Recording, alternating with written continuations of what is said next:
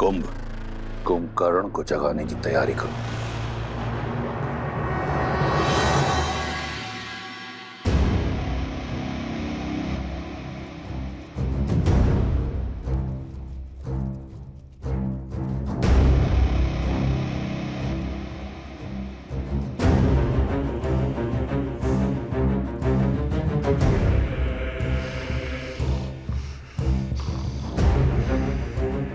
चिंता मत करो, उस वनवासी की हार निश्चित है।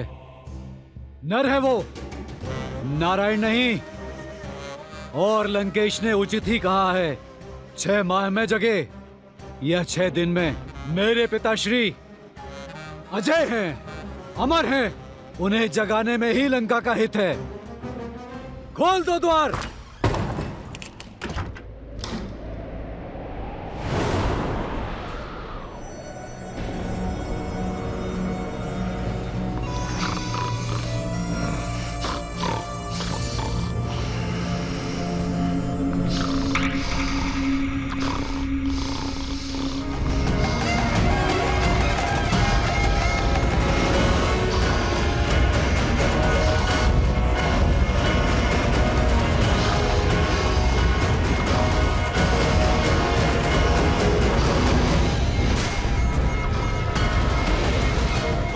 स्वर में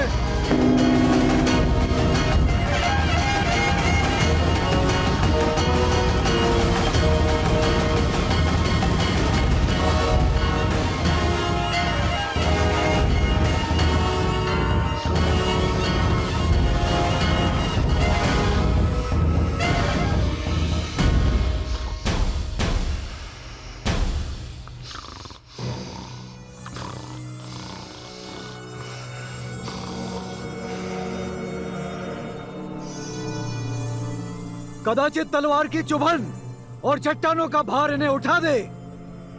प्रारंभ करो।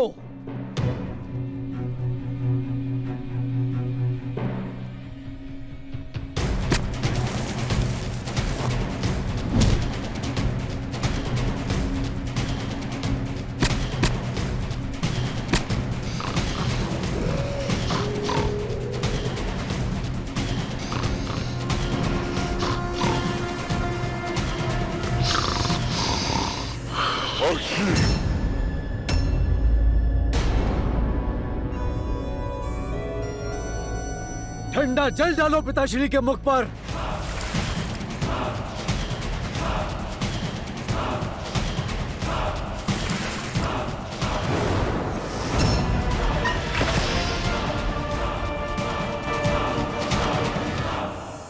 जय श्री राम, जय श्री राम।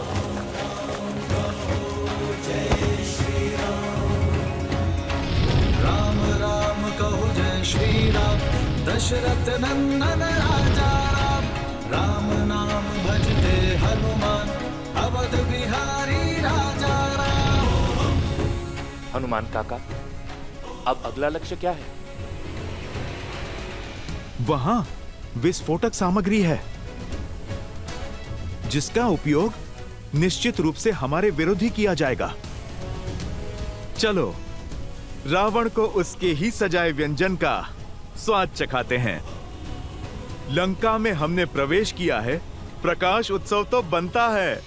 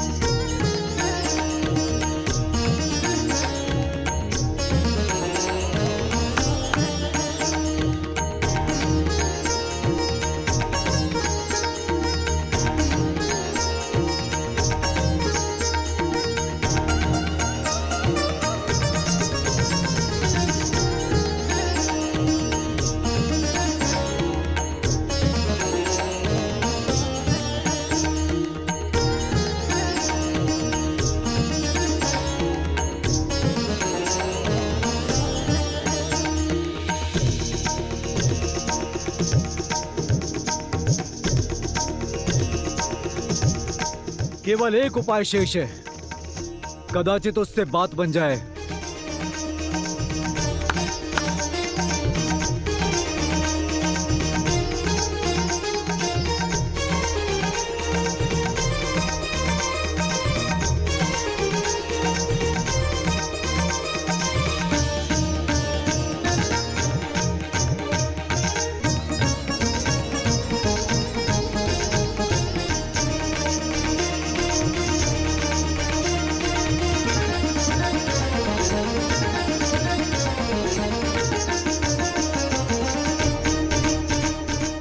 उन पर भोजन की सुगंध का प्रभाव हो रहा है।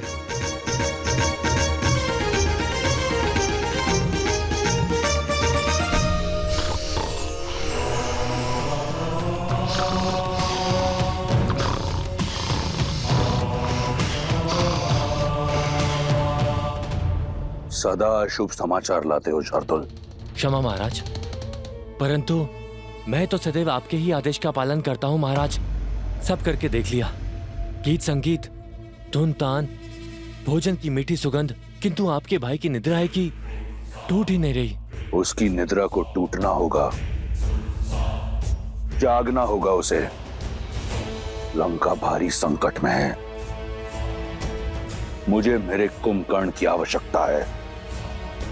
प्रतीत होता है कि इसी दिन के लिए मैंने अपने महाकाय भाई को ब्रह्मा से वरदान दिलवाया था।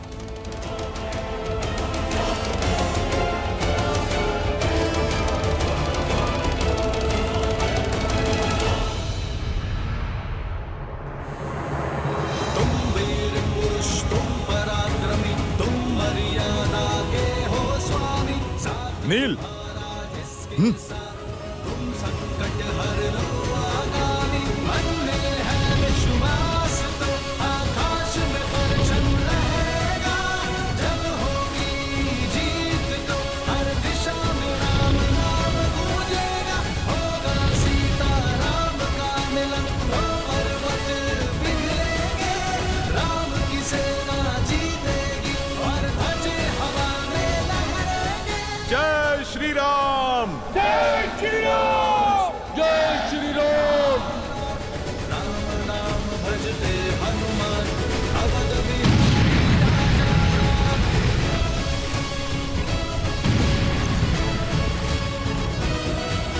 जाओ अपने घर परिवार को बचाओ। वो वानर लौट आया है, हाहाकार मचाने हैं।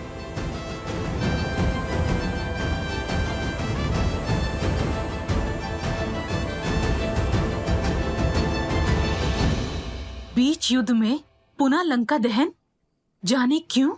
मेरे श्री राम युद्ध केवल रणभूमि में ही नहीं, मन भूमि में भी करना जानते हैं त्रिजटा। लंका दहन का निर्णय रावण के धैर्य को तोड़ने की नीति से लिया गया है। ऐसा समझो लंकेश के अंत का आरंभ हो चुका है त्रिजटा।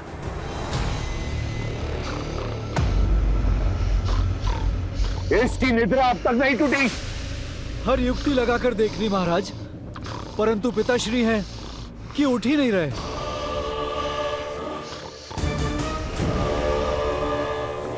गज सेना को बुलाओ और चढ़ाओ इसकी देह पर।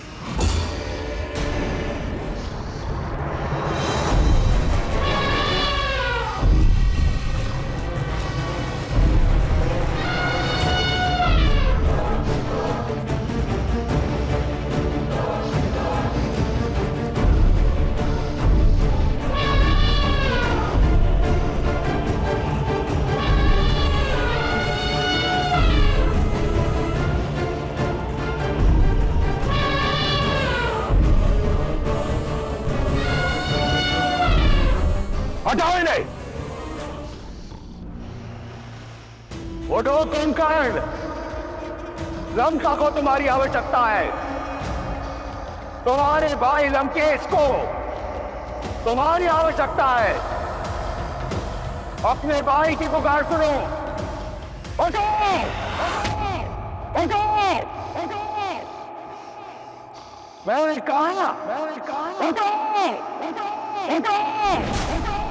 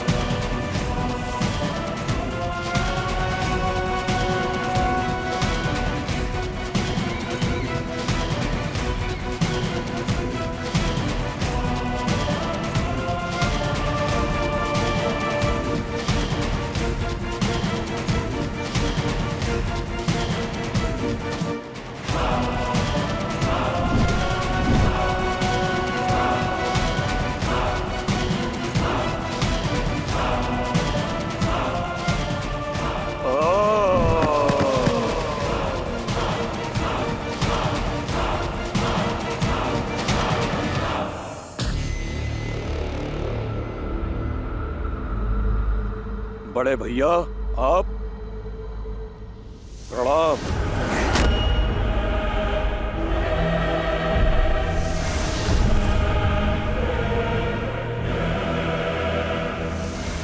मेरी निद्रा की अवधि पूर्ण होने से पहले मुझे उठाया गया है, अर्थात कारण बहुत बड़ा है। क्या लंका पर कोई भारी संकट आ पड़ा है भैया? तुम्हारा संदेह उचित है। लंका की एक ही पुकार है, त्राहिमाम। और इस पुकार का कारण बनने का दुस्साहस किसने किया? कौन है तीनों लोकों में जो मेरे भाई को इतना विचलित कर दे कि मेरे वरदान को भंग करके आपको मुझे उठाना पड़ा? एक वनवासी।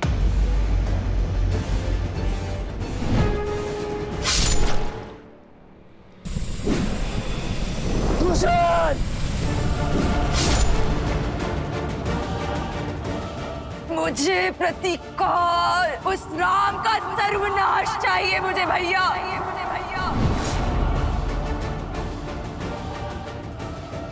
अब मैं तुमसे बलपूर्वक विवाह करूंगा।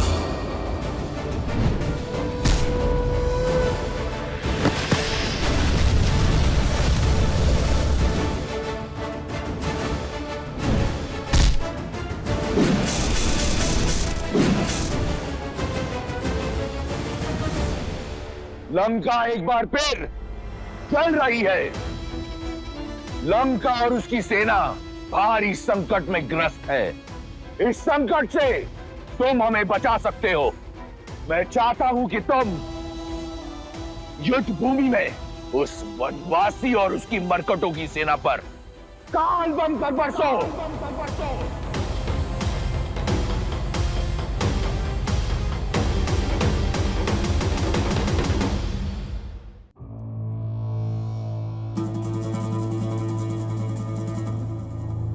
विभीषण कहाँ है भैया? नाम मत लो उस विश्वासघाती का। जिस समय मुझे उसकी आवश्यकता थी, वो मेरा साथ छोड़ उस वनवासी के चरणों में जा गिरा। कायरता और विश्वासघात की पराकाष्ठा है वो। तुम तो जानते हो, मुझे उस दुर्बल से कभी कोई आशा नहीं थी। और तुम प्रेम और विश्वास दोनों के आधार हो। सदैव मेरे साथ एक अडिग पर्वत के समान खड़े रहे हो। हर युद्ध में, हर स्थिति में सर्वदा मेरे साथ। और वो विभीषण उस वनवासी के गुण गाता है। जानते हो उसने क्या किया? लंका का हर भेद उस वनवासी के समक्ष खोल रहा है। लंका का भेदी है वो कायर। मैं आपकी बात को झूठ नहीं मान सकता भैया, किंतु ये सत्य भी नहीं नकार सकता कि विभीषण कायर तो नहीं, साहसी है। क्योंकि साहस धर्म का साथ देने में है। वो अपने धर्म के चलते ही इस पाले से उस ओर गए हैं। और मेरी दृष्टि में भी धर्म श्री राम के साथ है। सावधान कुंभकर्ण, अमर नहीं हो तुम। यदि मेरे शत्रु को श्री कहकर पुकारा तो मैं यही स्वयं तुम्हारे प्राण हर लूंगा। मैं यहां आया था यह सोचकर कि अगर एक भाई विश्वासघाती निकला तो क्या हुआ। मेरा कुंभकर्ण भी है मेरा साथ देने के लिए।